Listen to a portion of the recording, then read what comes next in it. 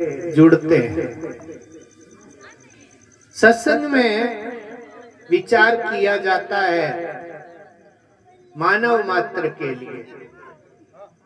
देखिए, यूं तो ईश्वर की भक्ति जीव मात्र को सभी को करनी चाहिए, लेकिन बाकी जीवों में वो समझ नहीं है। पर मनुष्य में पूरी तरह से समझ ईश्वर की दी हुई है, इसलिए विशेष रूप से मनुष्य को ये ध्यान रखना है कि भगवत भक्ति के बिना मनुष्य का ये जीवन अधूरा है। अगर कोई भी मनुष्य भगवत भक्ति की बजाय दुनियादारी को ज्यादा विचार में रखता है तो संत कहते हैं कि तुम्हारा ये जमारा जो है वो निष्फल हो गया है। इस मनुष्य के जीवन को सफल बनाना है, सार्थक बनाना है, तो भगवान की भक्ति करना बहुत जरूरी है। और भगवान की भक्ति पाने के लिए गुरु की शरण में जाना बहुत जरूरी है, क्योंकि जैसे बिना मास्टर जी के बच्चा पढ़ नहीं सकता, वैसे ही ये जीव गुरु महाराज के बिना भक्ति में सफल नहीं हो सकता। गुरु महाराज की शरण में जावे, उनके वचनों में श्रद्धा रखे, उनके वचनों को मान करके, उनके उपदेश को मान करके जीवन में काम में लेवे, तब ये जीवन सफल होता है। बाकी यूं मनमानी करने से तो ये जीवन नष्ट ही होता है, इससे ज्यादा कुछ नहीं है।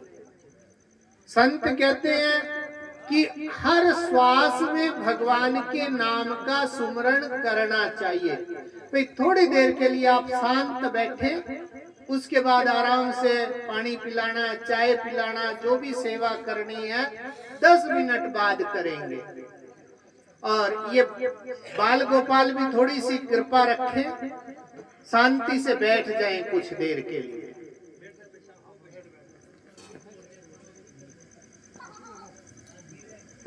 आप जितनी सरलता से और शांति से बैठेंगे, मेरा नेटवर्क उतना अच्छा पकड़ेगा। फोन वाले भाई आप लोग भी थोड़ी सी कृपा रखेंगे थोड़ी देर के लिए,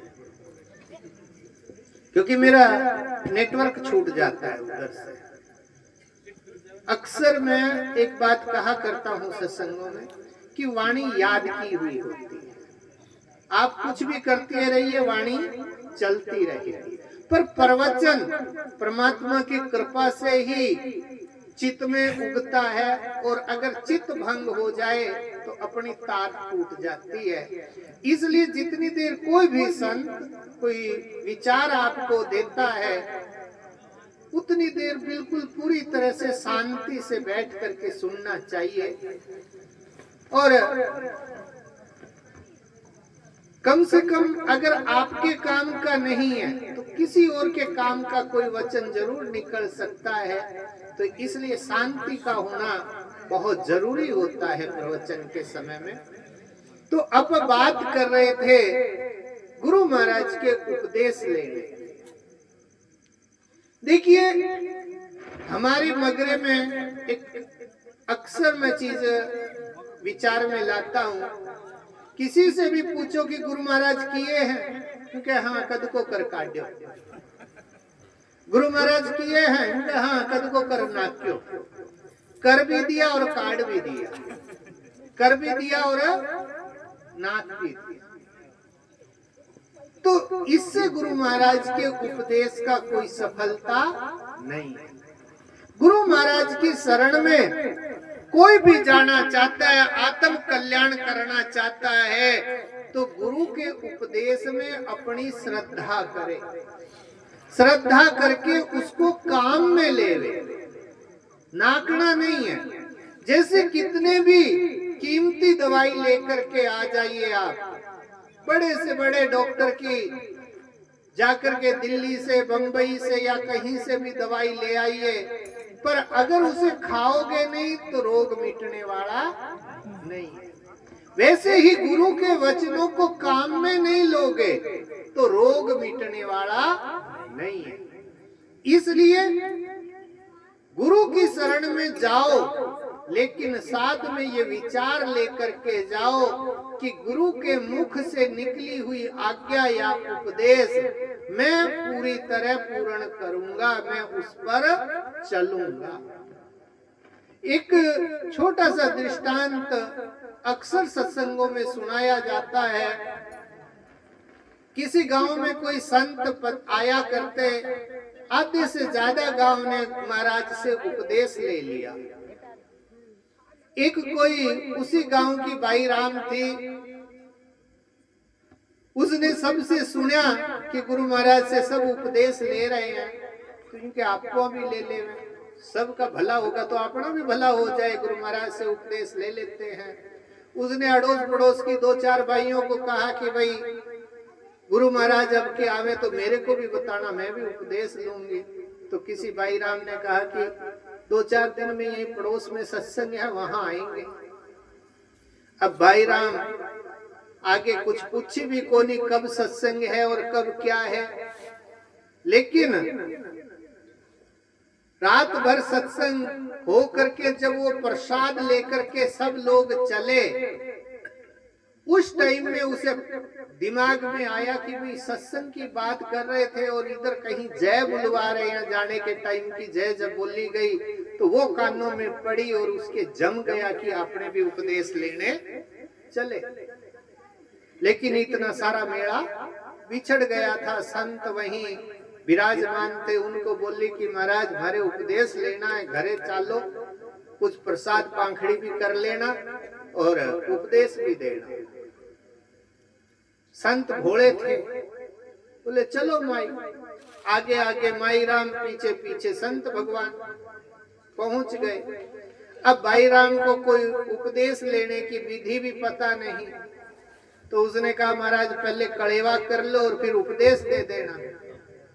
तो भाई ने कहा कि हाँ कड़ेवा, बाबा जी ने कहा ठीक है भाई करवा दो। अब भाई राम के यहाँ रात की बची हुई आधी रोटी थी। कितनी? आधी रोटी का टुकड़ा, उसके पर ऊपर प्याज फोड़ करके आधा प्याज और मेल्या, थोड़ी सी 2-4 फड़ियां गंवार की थी वो भी मेल दी और ले जा करके बाबा जी के हाथ पे टेक दिया। निकलो महाराज कड़ेवा। संत भगवान सोचने लगे कि रोजाना तो बढ़िया बढ़िया थालियां लगती थी, आज तो बढ़िया बड़ा कड़ेवा मिला है, चलो अपने चुपचाप थोड़ा थोड़ा करके पानी के साथ घूंट करके पी लिया। अब भाई राम हाथ जोड़ के बोली महाराज अब कोई उपदेश भी कर दो। महाराज ने कहा आधी रोटी बाजरे की, आधा कांदा और 2 फली गंवार की, यही भजन करना। अब उन्होंने तो थोड़ा सा जो भी मन में आया होगा, पर यही वचन दे करके वो रवाना हुए। महीना, 6 महीना, साल, कुछ समय बीत्या। पड़ोस के गांव में महाराज का आना हुआ। सब बोली कि भाई सत्संग में चलना है, सत्संग में चलना है। तो वो भी बोली कि हाँ भाई आपने भी चालना है सत्संग में, तो गुरु महाराज का आपा भी दर्शन करेंगे। तो वो सब बोले कि कब इसने गुरु महाराज कराया, किसी को पता तो है कौन नहीं, ये ऐसी जबरदस्ती लटक रही है। तो वो भाई राम और भाई राम जो भी थे गांव के, वो चुपचाप अपना चले गए। काफी लेट तक भाई घर से बाहर निकल देखे कि कोई कहे तो चले, पर इतना तो बहुत लेट हो चुका था। किसी से पूछा, वो तो शाम को ही निकल गए थे। तो जैसे अपने ये खारी नदी पड़ती है बीच में, ऐसे एक नदी पड़ती और उस पार नदी के गुरु महाराज आयोड़ा और इस पार से बाई का गांव। सब तो घूम करके पुल पे से आ गए, लेकिन भाई तो सीधा गेला पकड़ी, आगे देखा नदी आई हुई। उसने विचार किया कि गुरु महाराज तो भवसागर से तरा देते हैं, वो तो थोड़ी सी छोटी सी नदी तो है।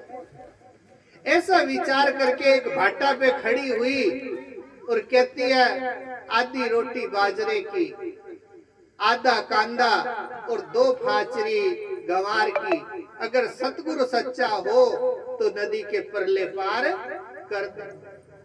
3 बार वचन उसने ऐसे ही किया और शिला तो उस पार पहुंच गई। अब वो लोग घूम करके अभी पहुंच के बैठे ही थे, इतने में भाई राम भी पहुंच गई वहां। सब कहने लगे कि तू किधर से आई? केवल सामने से। कोई कहे कि नहीं ये झूठ बोल रही है, पर कपड़े तो सूखे हैं, कि ये पीछे पीछे भाग के आ गई होगी, पर अपने को बेवकूफ बना रही है कि नदी में से होके आई। रात भर सत्संग करी, सब वही पुल वाला लंबा गेला पकड़ने लगे। वो बोले कि तुम इधर क्यों जाते हो भाई, इधर से चलो ना सीधे, कि तेरा दिमाग खराब है, सब नदी में बह जाएंगे। पानी कितना जानती है? गले में तो इधर से ही आई थी। बोले तू कैसे आई? क्या वो पत्थर के ऊपर बैठी और चली आई? तो सब बोले कि पागल है क्या, पत्थर पे बैठ के कोई आ सकता है क्या? तो बोली मैं तो आई। क्योंकि झूठ बोल रही है, क्योंकि सच में आई। क्योंकि चल अब जाके दिखा फिर अगर ऐसा है तो। क्योंकि तुम सभी चलो ना, तुम कैसे आए? क्योंकि हम तो पुल पे होके आए, क्योंकि पर मैं तो इधर से आई। क्योंकि चल देखते हैं तू झूठ बोलती है कि सच बोलती है। अब भाई राम ने वहां जाकर के वही पत्थर पड़ा था उस किनारे वाला, उस पे खड़े होकर के कहा जो मंत्र था गुरु महाराज का, आधी रोटी बाजरे की, आधा कांदा और 2 फाचरी गंवार की, गुरु महाराज मेरा सच्चा हो तो ले चल परले पार। बाटा चले और उस पार सबने हाथ जोड़ा। तो ये किसकी सत्ता थी? गुरु महाराज की सत्ता नहीं, उस विश्वास की सत्ता थी जो वचन के अंदर उस भाई राम ने करी थी। तो गुरु महाराज की शरण में कोई जाता है तो गुरु महाराज की सत्ता काहे में है? वचन में। कोई ये सोचे हमारे गुरु महाराज तो गुजर गए या शरीर छोड़ दिए, नहीं, गुरु महाराज सदा रहते हैं, पर रहते किस रूप में हैं? वचन के रूप में। एक शिष्य के पास, एक शिष्य के हर समय अंग संग गुरु महाराज रहते हैं, लेकिन शर्त इतनी है कि उसकी वचन में श्रद्धा होनी चाहिए। एक शिष्य जो गुरु के वचन को पकड़ लेता है, उसमें श्रद्धा रखता है, वो शिष्य परले पार हो जाता है। और जो शिष्य गुरु के वचनों में श्रद्धा नहीं रखता है, गुरु महाराज के वचन की पालना नहीं करता है, फिर वो यूं ही 84 में गोते खाता है। ये सच्चाई है। अगर शास्त्रों का प्रमाण चाहते हैं तो देखिए, नारद जी जैसा विद्वान बिना गुरु के बैकुंठ से बाहर कर दिया गया, बाद में कालू कीर को गुरु बनाया और 84 काट करके बाहर आया। गुरु महाराज के कालू कीर के वचन के ऊपर भी उन्होंने 84 पार करी है। ये शास्त्र और संत दोनों का मत है। इसलिए सत्संग धारण करो, सत्संग में बैठ करके गुरु महाराज की शरणागति लो।